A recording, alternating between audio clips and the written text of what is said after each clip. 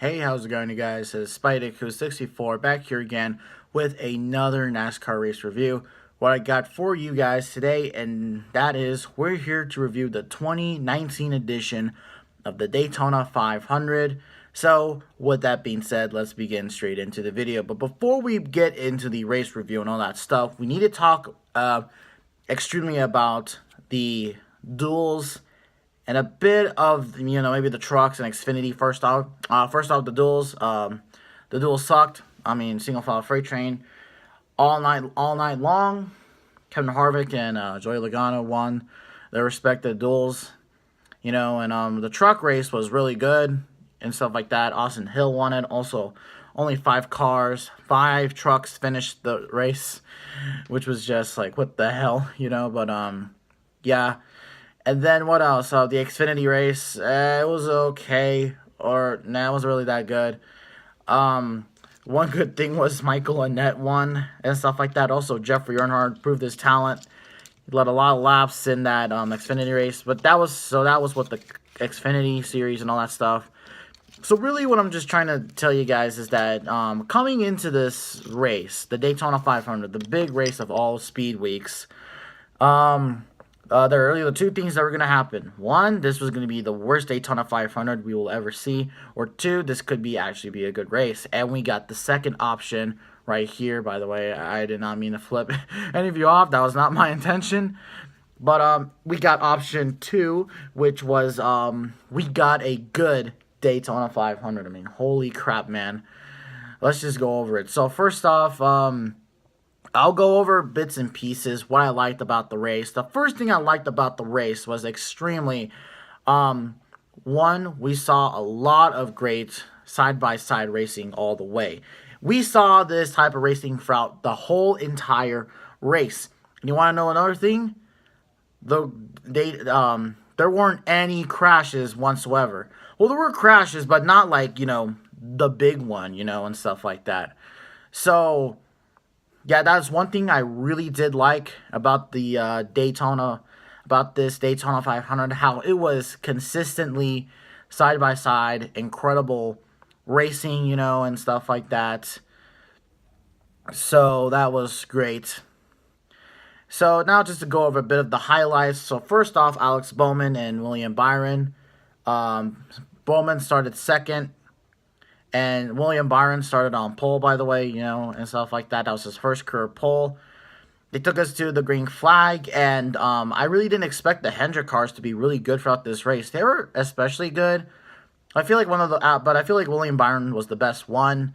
Alex Bowman was okay, but Jimmy Johnson, he was pretty good. Chase Elliott, I think he was the worst Hendrick car, which is weird coming out of me, and stuff like that. But yeah, so we then had our first caution, which was Corey LaJoie. Man, I'm so sad, man. That beautiful car was destroyed.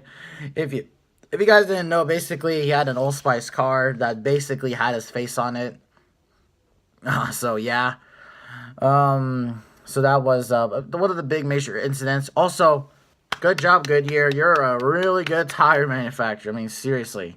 My goodness, I'm just waiting for Goodyear just to get out of the sport. Just bring on Michelin. Michelin is the one tire manufacturer I want there to be in NASCAR after Goodyear leaves, which I'm just waiting for them to just leave already, and stuff like that. But yeah, so that was a little rant on Goodyear.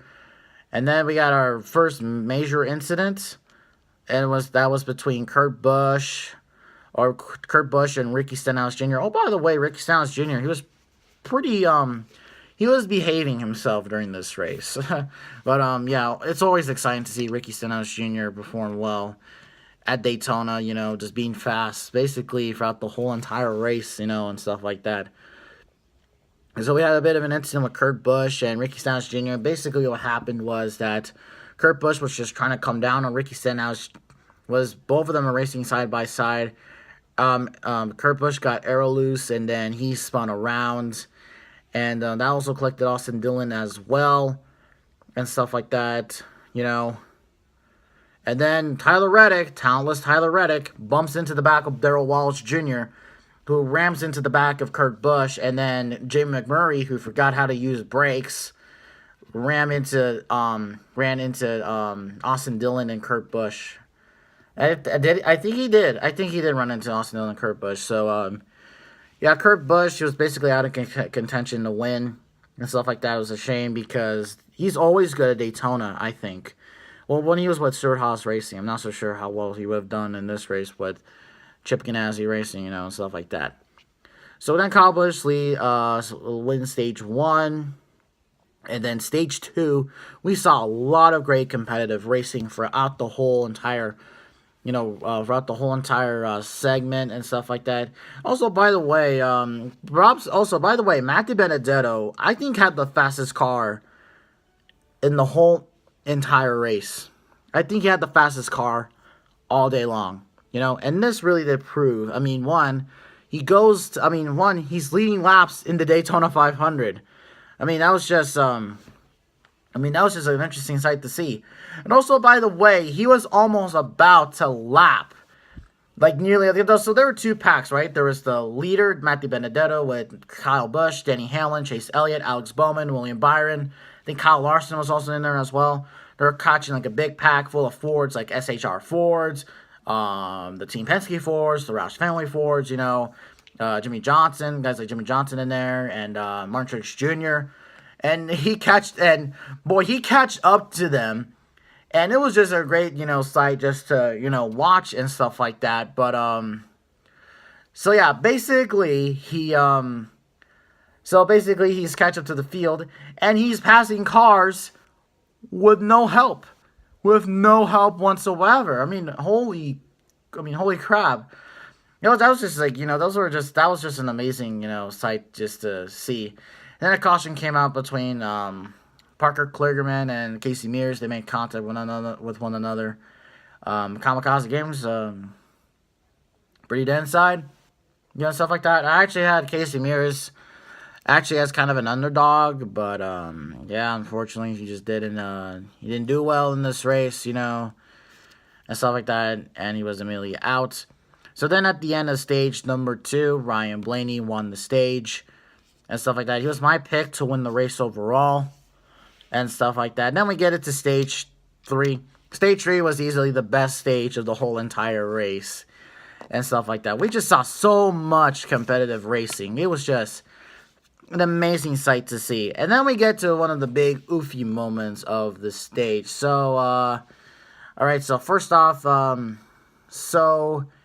we were having some green flag pit stops coming in, about to happen, and then Rick Ware Racing, their 2 drivers decided to lose talent, or they didn't have talent at all.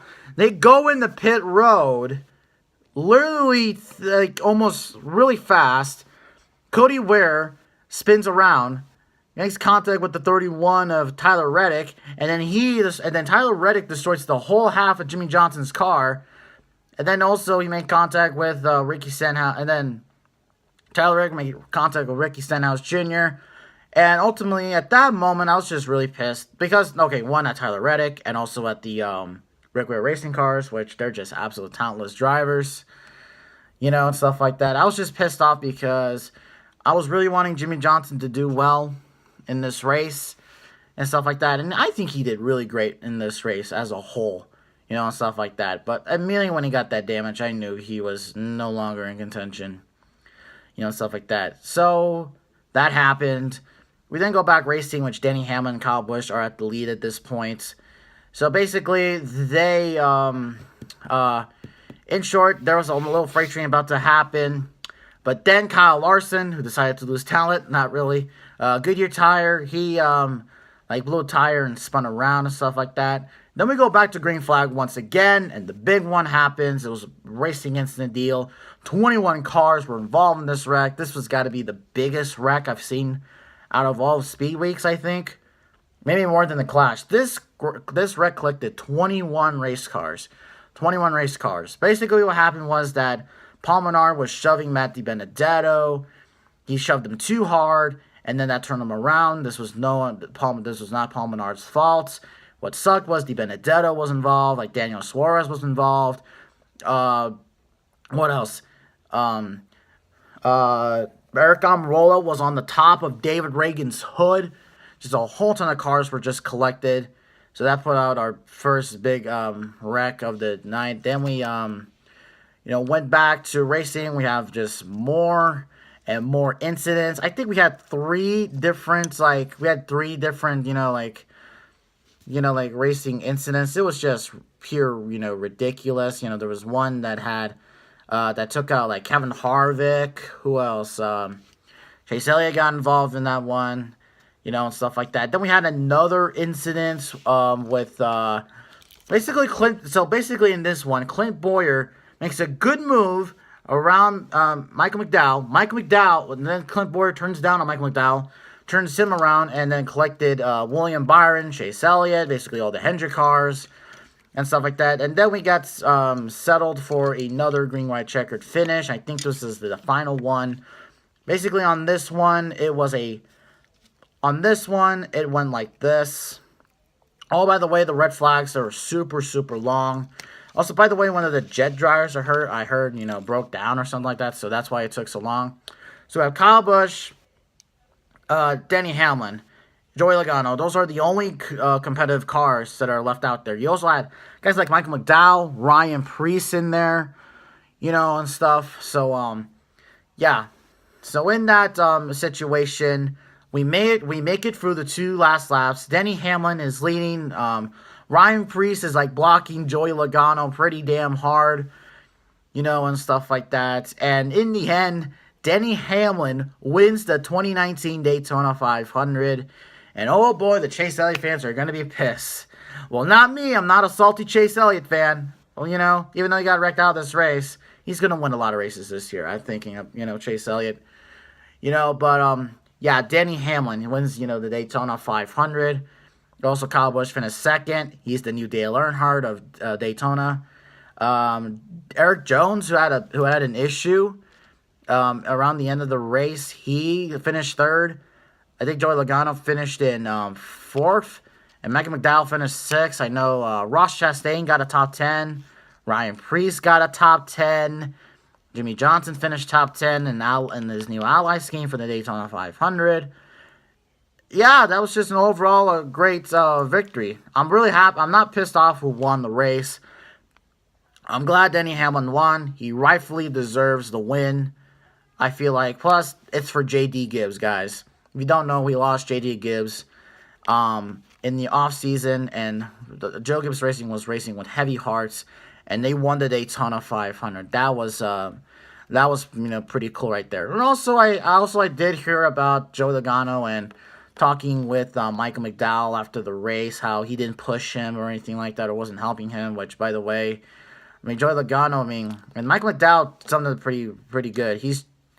Michael McDowell's job is to win the Daytona 500, not push anyone to win the Daytona 500. So, yeah, Joey Logano, a bit vocal, but, hey, I don't care. So, yeah, overall, Denny Hamlin is the winner of the race. He breaks his winless streak, and he also wins in the new FedEx paint scheme, which I really love, and stuff like that. So, yeah, overall, this was a great race. That's probably the best Daytona 500 I've ever seen, maybe, well, basically for me, for my good buddy Orca, the race kind of killed it for him because of the big wrecks, but honestly, I really don't care for the big wrecks at all. That's part of Daytona and stuff like that, but, hey, I'm not going to argue, his opinion, but I'm pretty sure a lot of people were probably ticked off that was a shit show at the end. But, hey, overall, I give this race a solid 10 out of 10. A very solid start to the 2019 NASCAR season. This is going to be the only good race of the season until we get to the short tracks. So, yeah, thank you guys so much for watching this video. And with that being said, I will see all you guys in the next video. Oh, by the way, if you're wondering why I'm doing this, it's because I bit my, my inner lip. My lip in here. And it's really hurting bad, so I'm going to go not talk for a little bit. See you guys later.